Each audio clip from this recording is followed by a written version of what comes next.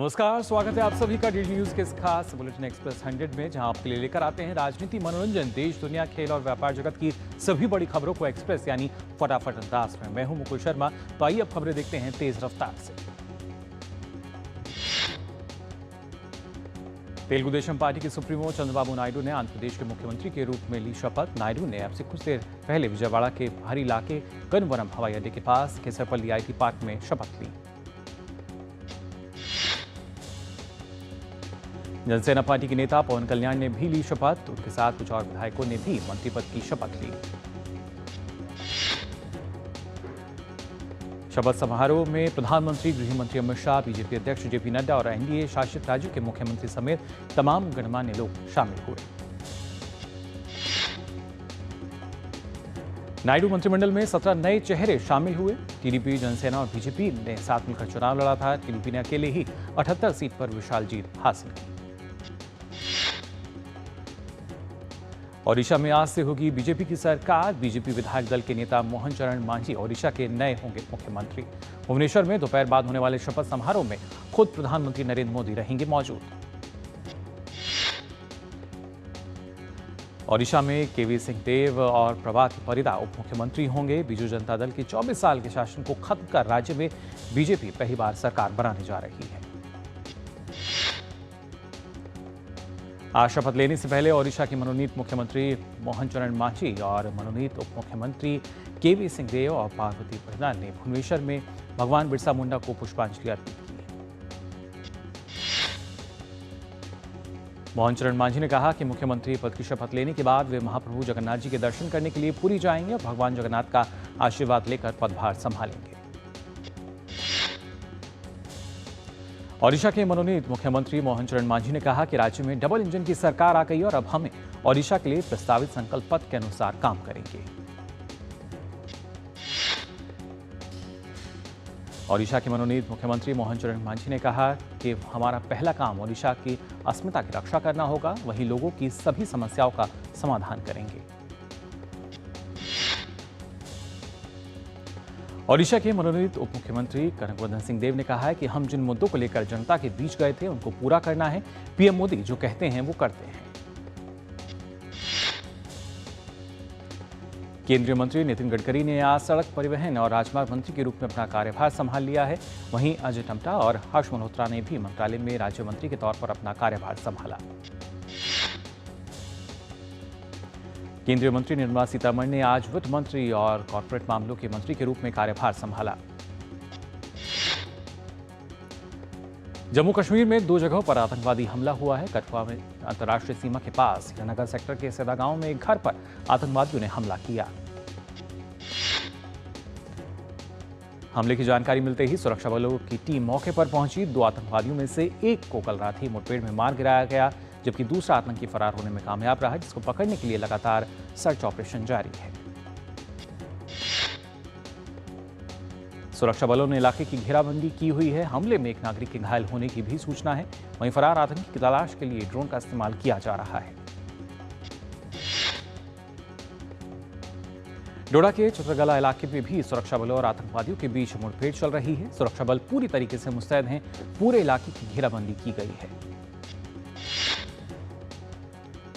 Jammu Kashmir police ने रियासी में बस पर फायरिंग मामले में एक आतंकवादी का स्केच जारी कर 20 लाख रुपए के इनाम की घोषणा की है।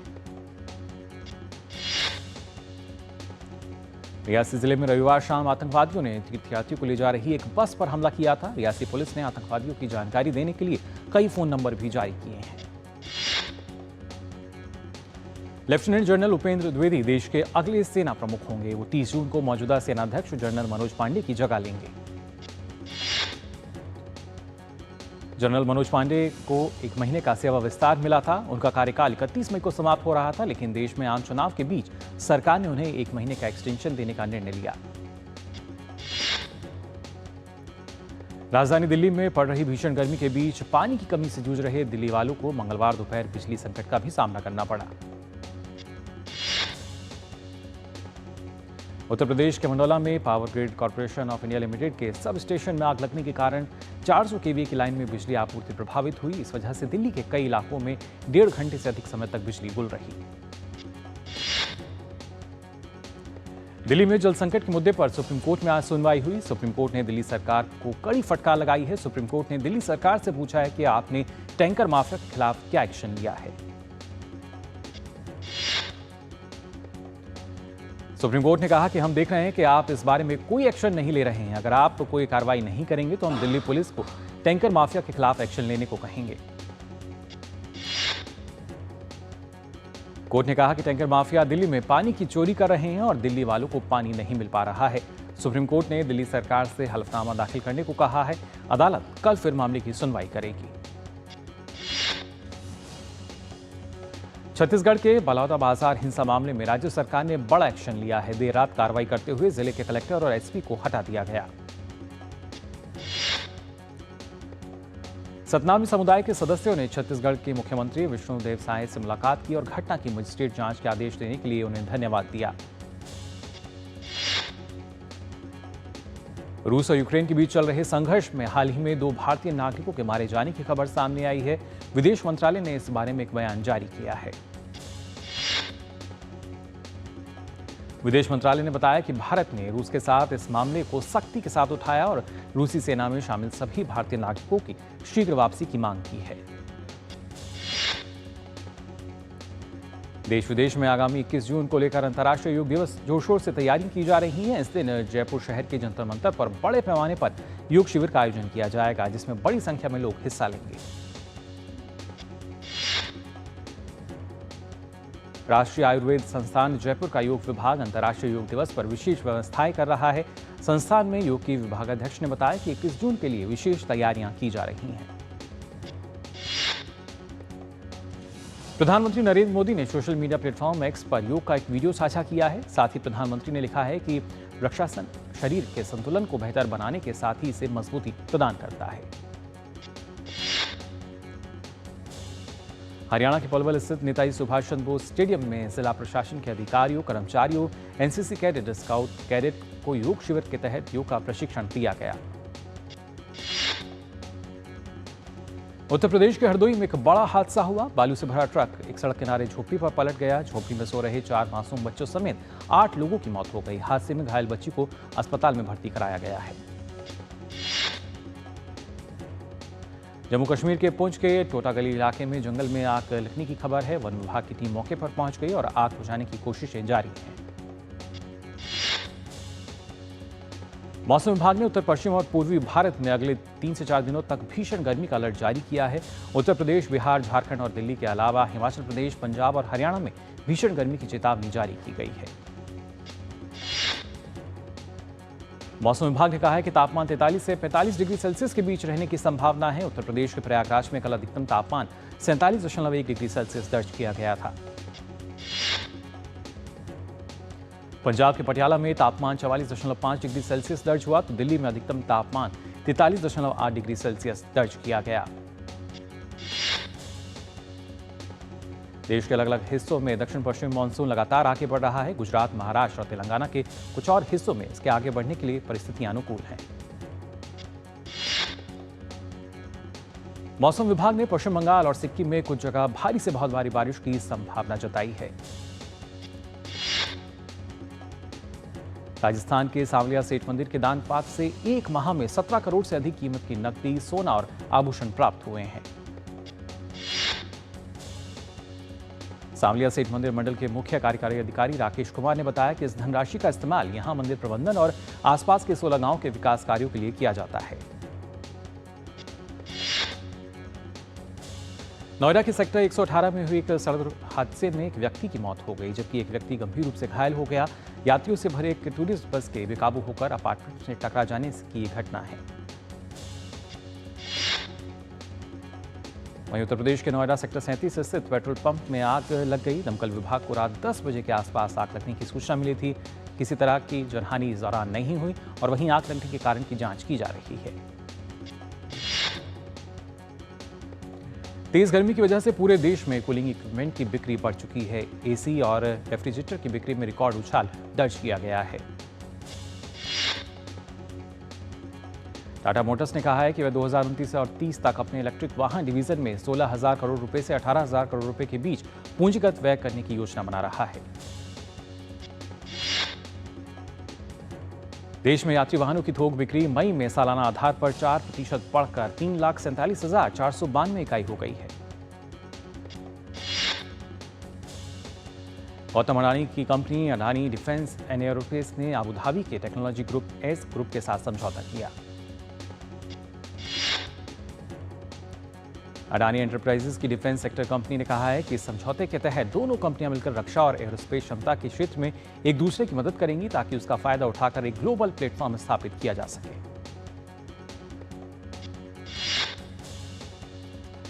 और एक्सप्रेस 100 में फिलहाल हम यहां रुक रहे हैं छोटे से ब्रेक के लिए, जल्द हाजिर होते हैं।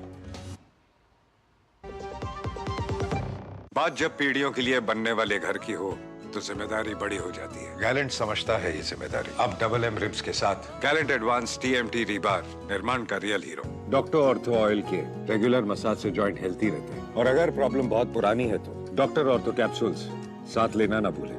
अब दर्द भी घुटने टेकेगा। तो ब्रेक के बाद आप सभी का एक बार फिर स्वागत एक्सप्रेस 100 में। अब आइए खबरें देखते हैं बची हुई जो हैं उनको भी तेज रफ्तार से। टाटा स्टील अपनी क्षमता दोगुना करेगी। इसके लिए कंपनी 16,000 करोड़ रुपए निवेश करेगी। इस राशि में से 75% कंपनी भारत में खर्च करेगी। फूड डिलीवर करने वाली कंपनी जोमेटो अपने quick commerce business unit Blinkit में 300 करोड़ रुपए का ताजा निवेश करेगी। विश्व बैंक की ताजा वैश्विक आर्थिक संभावना रिपोर्ट के अनुसार भारत में वित्त वर्ष 2023 और 24 में आर्थिक वृद्धि बढ़कर 8.2% रहने का अनुमान है।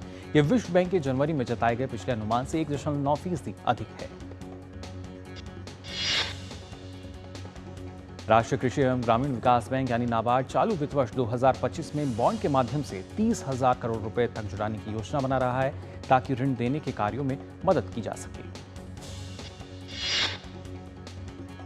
भारतीय रिजर्व बैंक ने इंडिया होम लोन लिमिटेड पर 1 लाख रुपए का जुर्माना लगाया है। ये जुर्माना कुछ नियमों को पालन न करने के चलते लगाया गया है।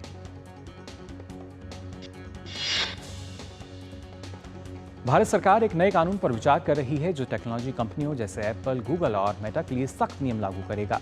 यह यूरोपीय संघ के नियमों जैसा होगा और इन कंपनियों के कारोबार के तरीकों को बदल सकता है।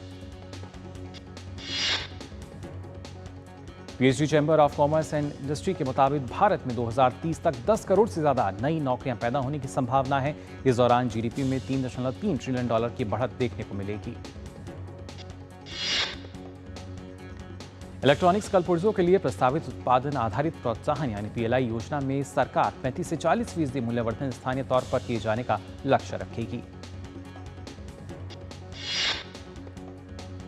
भविष्य अग्रवाल की इलेक्ट्रिक वाहन स्टार्टअप ओला इलेक्ट्रिक को 7,250 करोड़ रुपए का आरंभिक सार्वजनिक निर्गम के लिए बाजार नियामक भारतीय प्रतिभूति एवं विनिमय बोर्ड से मंजूरी मिल गई है।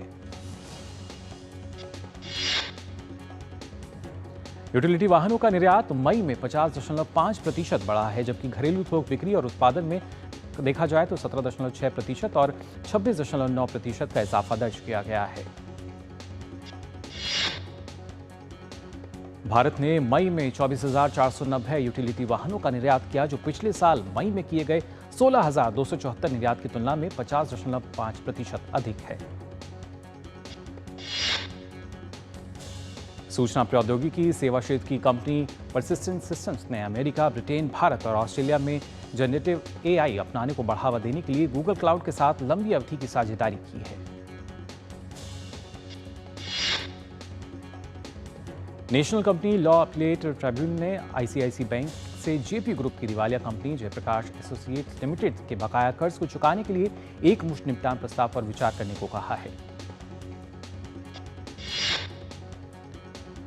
कोटक महिंद्रा समूह की कोटक अल्टरनेट एसेट मैनेजर्स ने मैट्रिक्स फार्मा की ओर से किए गए जा रहे वियाट्रिस API बिजनेस के अधिग्रहण में 1,445 करोड़ रुपए के निवेश की घोषणा की है।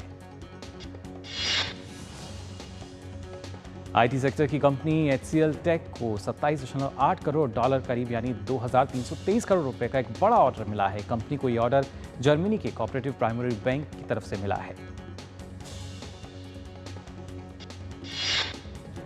आज दुनिया भर में विश्व बाल श्रम निषेध दिवस मनाया जा रहा है। इसका उद्देश्य बाल श्रम के खिलाफ जागरूकता फैलाना और इसे खत्म करने के लिए ठोस कदम उठाना है।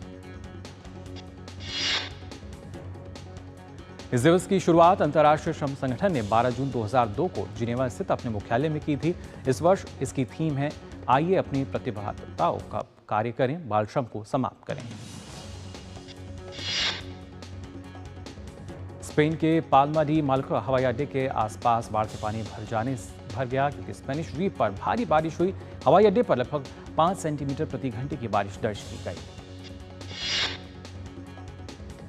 स्पेन के तीसरे सबसे बड़े हवाई अड्डे संतोन पर तूफान के कारण सभी गतिविधियां रोक दी गई हैं। परिवहन मंत्री ने कहा है कि हवाई अड्डे ने अपनी आपातकालीन योजना को सक्रिय कर दिया है। वर्सेलस पैलेस में आग लगने की खबर है, जिसके कारण फ्रांस के सबसे व्यस्त पर्यटक स्थलों में से एक आगंतुकों को बाहर निकालना पड़ा। वहीं दक्षिण मेक्सिको में 4000 से अधिक लोगों को कथित गिरोह के सदस्य द्वारा घरों और वाहनों को जलाने के बाद एक पड़ोसी शहर में शरण लेने को मजबूर होना पड़ा। दक्षिणी चिली में भारी बारिश के कारण बाढ़ग्रस्त इलाकों से लोगों को बाहर निकाला गया। चिली के अरोको शहर में भारी बारिश के कारण रेड अलर्ट जारी किया गया है। राष्ट्रपति व्लादिमीर पुतिन ने क्रेमलिन में तुर्की के विदेश मंत्री हाकन फिदान के साथ बैठक की। पुतिन ने इस दौरान ब्रिक्स राष्ट्र समूह में तुर्की की रुचि का स्वागत किया। बांग्लादेश में राहत शिविरों में 2 समूह के बीच झड़प के बाद 3 रोहिंग्या शरणार्थियों की जान चली गई, वहीं 7 अन्य लोग घायल हो गए। आईसीसी T20 विश्व कप में आज भारत के सामने अमेरिका की मजबूत चुनौती होगी। दोनों टीमों ने अब तक 2-2 मुकाबले अपने नाम किए हैं।